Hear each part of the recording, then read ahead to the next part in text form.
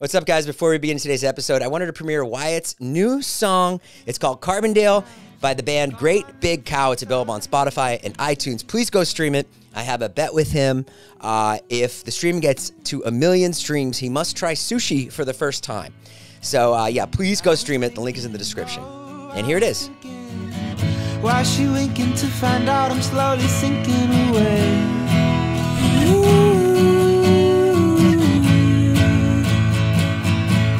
But now I'm just confused. Today's podcast is brought to you by SeatGeek. Get $20 off your first order when you use my code NASH. What's up, everybody? Welcome back to the All Good Things podcast. I hope you're well. Today, I have a very special guest, me. Yes, I am doing some self-love today. A lot of people go, he doesn't have a guest. He can't get a guest. I can get plenty of guests, okay? But I'm trying to work on something here. I'm trying to work on myself. I'm trying to work on my skills as a performer. I'm going to be announcing some stand-up dates soon.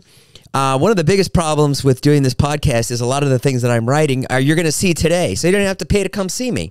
But yeah, a lot of the jokes that I tried out, this is my second solo podcast. I love when I can get a guest in here. Derek Huff was here last week, and he was great. I just love talking to people, walks of all life. Jess, make a note. Get a scientist in here. Get somebody in here.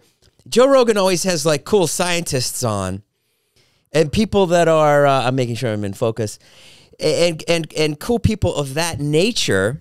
Let me just move this back a little bit. Okay, it's still good. It's good. It's good. It's good. I'll take it. I'll move a little forward, microphone. No, but Joe Rogan always has scientists and things like that. I would love to do that. So Jess, get us a scientist. What's that? It's Saturday. Jess is not here. Okay.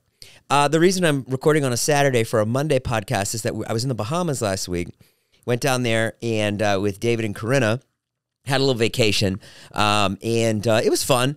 I'm just getting so old that, just going anywhere is just, it's a lot to ask, and I only went because, my fiancé is Middle Eastern, and from time to time she'll just say to me, someone of my people needs the sun. We need the sun. And I'm super pale. So when we go to, anytime we sit in the sun, it's always a half shade spot, half sun spot. And that always makes me feel really insecure. Like, she really needs to be with somebody swarthy. And I haven't used that word in a long time. Swarthy. Look it up. I hope it's not an offensive word. I don't know. It could be. That's how long ago that I have not used the word swarthy. So we will look that up before we release this podcast and see if it's offensive. Because, there's all kinds of words that we used to use that are offensive now. And listen, I'm ancient, so cut me some slack. Anyway, but we went out to the Bahamas. It was, it was good. We got on a flight. David, he calls me. He said, "Hey, you want to go to the Bahamas?" And it's like an incredible offer. You know what I mean? Like it really is. It's very nice. And then he just doesn't understand that my body is just so beaten down. So yeah, we get to the Bahamas, and right away, it's I'd never been to the Bahamas before. It's great. It's beautiful. The water's beautiful. The people are super nice. It's like being in America, except they drive on the other side of the road. Everyone speaks perfect English. They've got great food there. Everything you'd want. I was in the car with everybody, and then they turned the radio on. And a lot of rap air horn. I think I heard, we drove for about 30 minutes, and I just heard the entire time.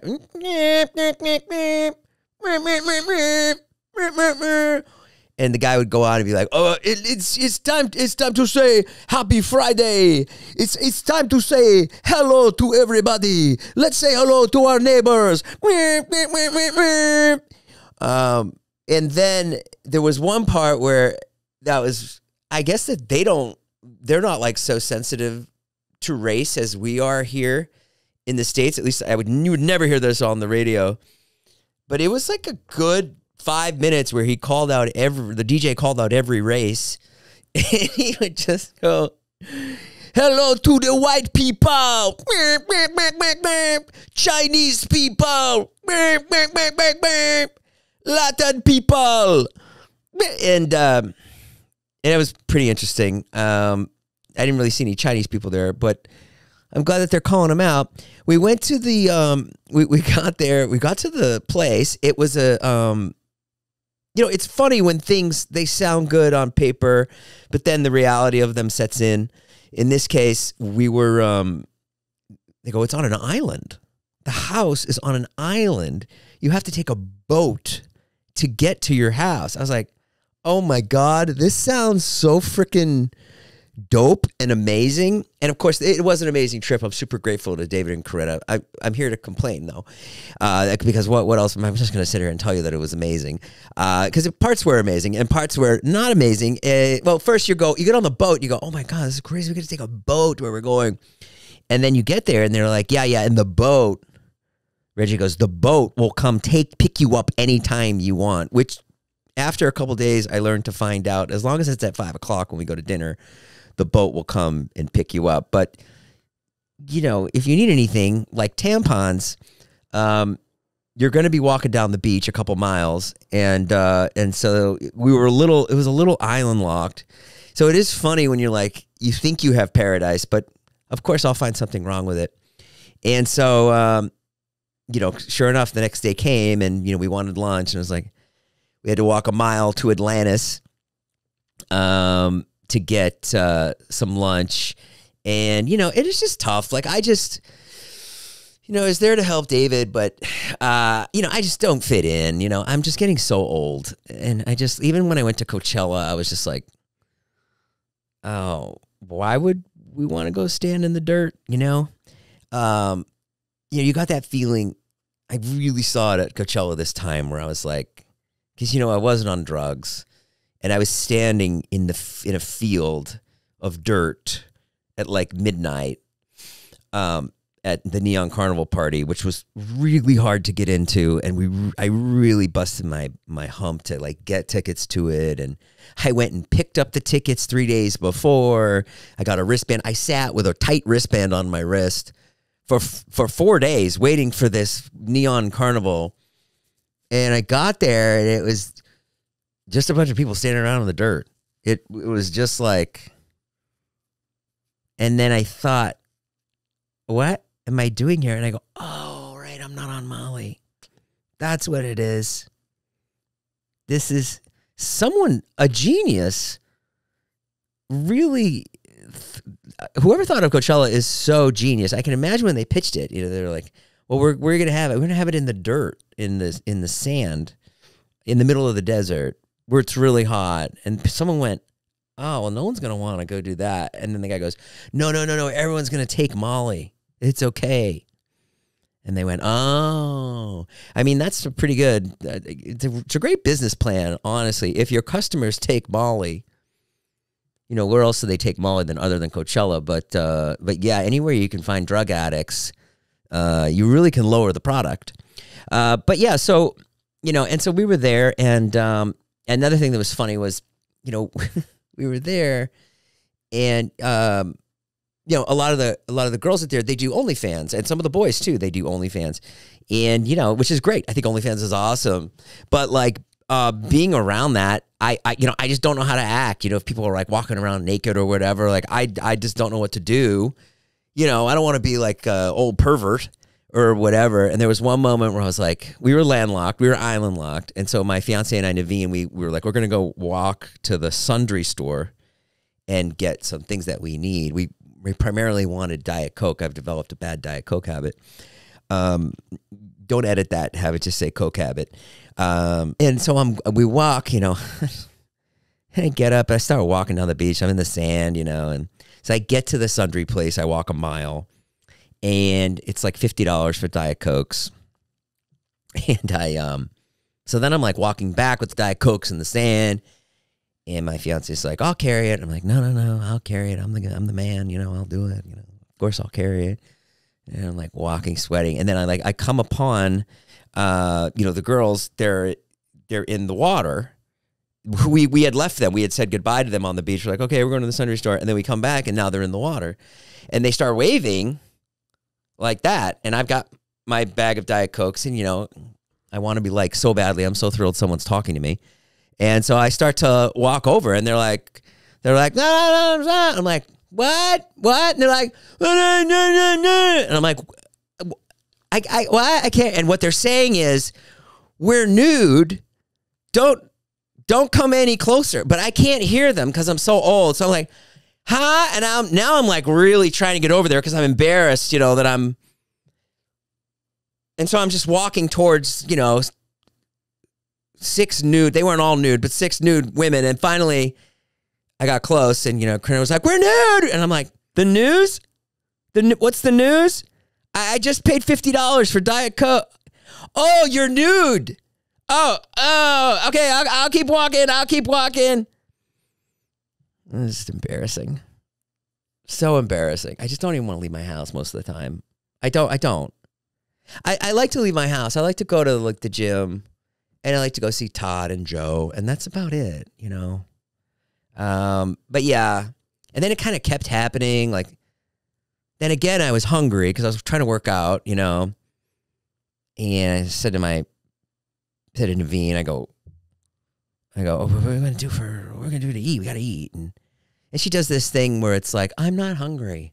She's like, I'm not really hungry. Like that, which I know means in about 45 minutes, she's going to start, you know, eating her purse, eating her Prada bag. And so I'm like, not hungry. That means I have about 45 minutes until you know, start to get really mean, which I do too, you know. I mean, and that's basically what we're all doing is, you know, we're just waiting for the next meal, aren't we? I mean, I get so upset. You get upset when you're hungry. You never want to get to that level. So I'm always eyeing that. I'm always eyeing the hunger level. That's the main thing that I do on vacation is I monitor the hunger level. And so I said, oh God, we can walk down to Atlantis again, which, by the way, this place was next to Atlantis, which is like the famous resort in the Bahamas. It's very nice. We went to Nobu too one night. That was the other thing is we had sampled some of the food, and I was like, I'm not going to pay all this money for food, so let's go to the grocery store. So we did manage to go to the grocery store and get more food. So we're going to cook because we decided that I could cook better than you know what was going on. We went to Nobu. I think it was like $700, and it was disgusting. It was flies all over us eating. The flies are so good at Nobu. It's just so wonderful. But yeah, so then I was at the house, and I was like getting hungry, and I saw these steaks in the fridge, really nice steaks, nice cuts. And then I decide I'm going to like start cooking these steaks for Nivine. And then all of a sudden, there's 2 houses, and the OnlyFans crew is over at my house now. And, you know, people got their shirts off, and they're spreading everything. And I'm like, so I like really want to get to the barbecue, but they're out by like the shower by the barbecue. Then they come inside and they got their clothes off, and I'm like, so then I went out to the barbecue, and I peeked to see if they were still there, and they were. So now I look like I'm the pervert with steaks in my hand. I don't even think I had the steaks in my hand. I think I was just peeking around, but really I was just looking to see if the barbecue worked. Oh my God. It's so tough being a pervert, you know. It just really is. It's so then finally I stood with Nivine because then one of them was in the kitchen, and I go, is her top back on? Is her top back on? She was like, yeah. She's like, no, don't turn around. She's still here. I was like, okay, all right. But it was fine. Everybody's really nice, and I love that, you know, all of them make 10 times the amount of money I make on OnlyFans. It's fantastic.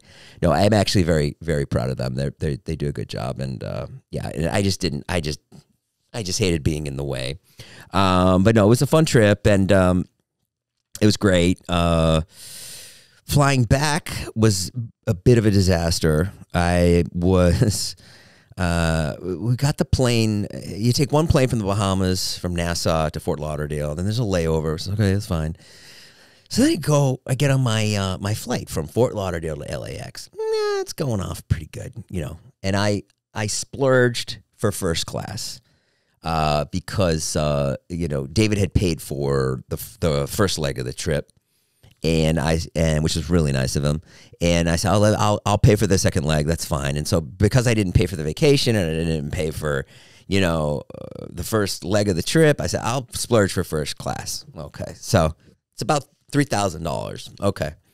And honestly, the thing about first class is it's so much better, and I'm sure you know that. And if you haven't flown first class, I almost feel better for you. You know what I mean? And I hate to come on here and be like, talk about first class like a rich person's problem. I probably shouldn't have bought the first class, but I wanted to do something nice for my fiance. I'm always here working. She helps me with my Snapchat. She really does a lot for me. And I just thought this would be so nice, And if you haven't flown first class, once you do fly first class, you really can't go back. You can. And I ended up flying economy back. I'll get to the story. And it's the level of difference is so shockingly painful to you once you're back in economy that I almost never wanted to ever see first class. I wish I never had. I wish I'd never gotten used to it.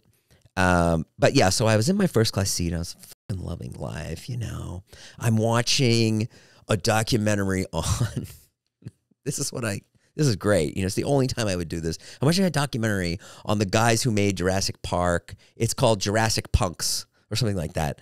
And it's about the guys, it's about the visual effects people who made Jurassic Park, Terminator 2. They work with James Cameron. They work with George Lucas. And it was, it's just like a very niche movie. And I'm loving it. Of course I'm loving it. It's great, because I always want to learn about stuff like that, about, visual effects. Like, how do they do that stuff, How do they make a Tyrannosaurus Rex look so real in Jurassic Park? And so I'm watching it, and then I hear a boom, boom. They interrupt the movie, and I'm like, hey man, I paid $3,000. Let me get back to my Jurassic Punks movie. And they keep interrupting, if you would like a JetBlue credit card, stuff like that. They do a fucking podcast during the thing, and finally they stop talking. And and I fall asleep. Then I fall asleep, and I hear them go, ladies and gentlemen, we're gonna have to. And I was like, oh no, we're making an emergency landing. That was like just what I thought, because I just woke it up. And they go, we're gonna have to reset the TVs. And I go, oh, thank God, thank God, thank God, thank God, thank God. Oh my God, thank God. It's like, we're good. It's just resetting the TVs. That's fine. And then maybe about a half hour later, the woman comes over and she's like, oh, I missed, you were asleep, so you missed your meal. I can get your meal now. And I go, oh my God, thank you so much. This is so wonderful to be here in first class with you and not back there with everyone sweating and just the uncomfortableness of a middle seat. Thank you. By the way, exit row is a great choice. Let me just put that in there real quick. And I almost don't want to tell you this, but if you can pay the extra $90, the exit row is actually better than first class. So that let me say that. That is a little life tip. But so she goes, okay, she gets my thing. I pick out the salmon, the chicken, and the wedge salad. I'm excited. Gonna eat something. The plain food is not good, but the idea of a meal in the sky is enough. You know what I mean? That someone's serving you. That's enough. She comes over and I say, oh, I have a Diet Coke. She goes, is Diet Pepsi okay? And I go, I go, yeah, like that, but it's not. It's not okay, but okay. No, I just, and it's fine. I've gotten used to JetBlue only has Diet Pepsi. It's fine. Great, Diet Pepsi. I was just kidding. And so then she comes over to the Diet Pepsi.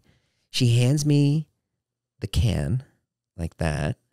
And then she goes to hand me the glass with the ice in it. And she freezes. She just goes, And I'm putting my hand up like I'm ready for it. And maybe like 5 seconds goes by and she goes, and she looked like she glitched. And then all of a sudden she just drops the Diet Coke on me. And my first thought is, oh man, wow. My first thought is, watch how great I am about this. I'm going to be great about this. You know, most people that go to first class, they're going to be monsters about it. Huh?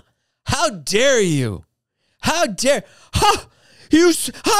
I'm soaked, but not me. Not me. This is how my brain works. And my first thought is, oh, watch how cool I'm going to be, because I want to show her, because I really want people to love me. You know what I mean? And I'm going to show her how cool I am with this Diet Pepsi all over me. And I go, it's okay. No worries. No worries. No worries. And I don't want her to feel bad. You know what I mean? Because, you know, being a stewardess, it's a tough job. You got to wait on jerky people. But I want her to, you know, so that's my first reaction. My first reaction is, it's all good. It's great. And I'm just like cleaning it up. And then all of a sudden I just hear like a thud. And the woman is having maybe not an epileptic seizure, but a seizure on the ground. And she just starts shaking, right? She's having a seizure. And, you know, in that moment, you just feel so, stupid, because I don't know what to do. I have no idea what to do, you know? And so I go, is there a doctor? And then there's like time going by and she's like convulsing and no one's doing anything. No one. So I run up. I'm at the last row in first class. I run through first class and I go, is there a doctor? Is there a doctor? And everyone's like, no, not a doctor. And no one's doing anything. I mean, nobody. And they know that there's a woman convulsing on the ground. So then I run to the economy, and sure enough, there's a doctor in like 32B, like way down, which made me go, oh, shouldn't the doctor be in first class? You know what I mean? Like, how do we value people? You know what I mean? Like, that just struck me. And this is what I'm thinking about. Meanwhile, the woman's convulsing on the ground, and the doctor is like, the doctor doesn't know what's going on. So he's like, what, does somebody want like an, you know, somebody have a stomach ache? He doesn't know. Also, there's a nurse. The nurse comes up. Today's podcast is brought to you by SeatGeek, the one and only SeatGeek, the best ticketing app out there.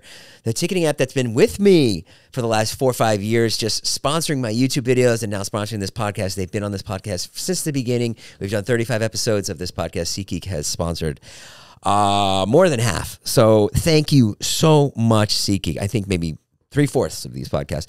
So yeah, that is just fantastic. The reason we love SeatGeek is because it's just a great thing to have on your phone. You can buy tickets to sporting events, concerts. You can go see just about anything. And live events are so important. Just a great way to enrich your life, especially with the summer coming up. Concerts. Billy Joel is playing Fenway Park. That's something I've always wanted to take my mom to. And I will get the tickets through SeatGeek. I will. I just saw Taylor Swift through SeatGeek. I've seen Tyler, the Creator, Vampire Weekend. My son Wyatt has a new band.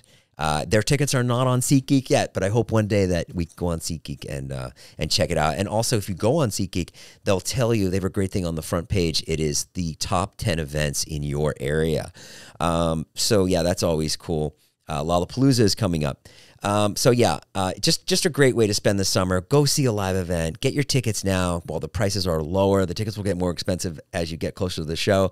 Plan it out and be a part of SeatGeek. It is the best and it is the most rewarding.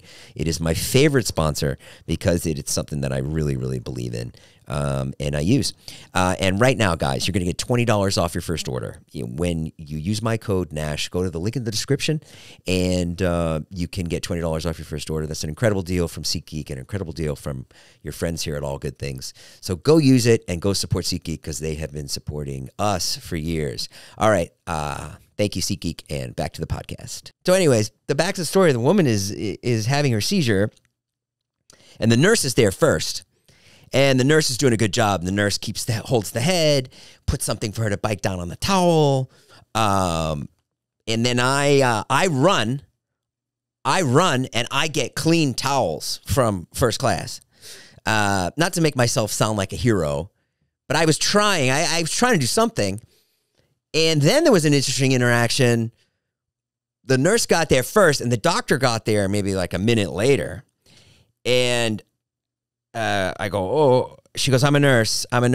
No, he runs up. He goes, I'm a doctor, like that. And the nurse is already there. She goes, I'm a nurse. And I thought, oh, is there going to be what happens here? Does this doctor tell the nurse what to do? Is maybe the nurse smarter than the doctor? We don't know that. We don't know what kind of freaking doctor this guy is. This guy could be a podiatrist. You know what I mean? And so the doctor actually is really good. He starts holding her. He's calling her baby girl, which, might have been slightly racist. I don't know, because the woman who had the seizure was black. But not that it mattered, because the woman, I don't know, was really out of it.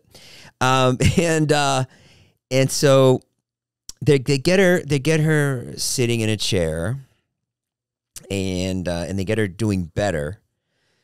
She's still not doing great, but at least she's like not going to die, which is great. We're all happy about that. And then I thought to myself, I said, how long? I said, what happens now? You know what I mean? What happens in the first class? And we all paid $3,000. I think my tickets total were like $3,500, something like that for 2 tickets. And what happens now? We were in the middle of dinner. Now, of course, I would never say anything. You know what I mean? I'm not going to bring up dinner, but I bet someone else of the 12 people in first class, somebody will at some point have something to say about they might need a blanket, or because like at the end of the day, you paid a lot of money for that seat, and also you're a rich asshole. And when I say rich asshole, I mean when you're rich and when you have luxury, you get accustomed to it so quickly. It's just so, you know what I mean? Like, you just, I don't know. It's like when I sit in that first class seat, when I sit there right away and I have my blanket, I hide my face. I hide my face with the pillow right away because I don't want people to see me. You know what I mean? When people walk by you in first class, I literally hide my face. I literally go like, and then I just talk to my fiance like this, and I'm like, okay, have they passed yet? Is everyone on the goddamn plane yet? I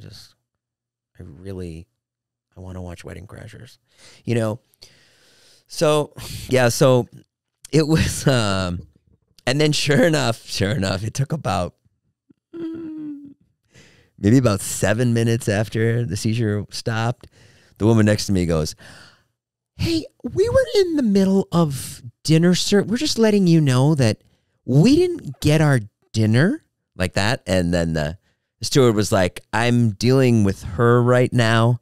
I don't think I can deal with your dinner." And she was, and as it came out of her mouth, I think she knew how wrong she was. She was like, okay,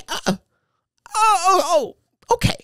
That's just so funny to me. Somebody saying that in the wrong time.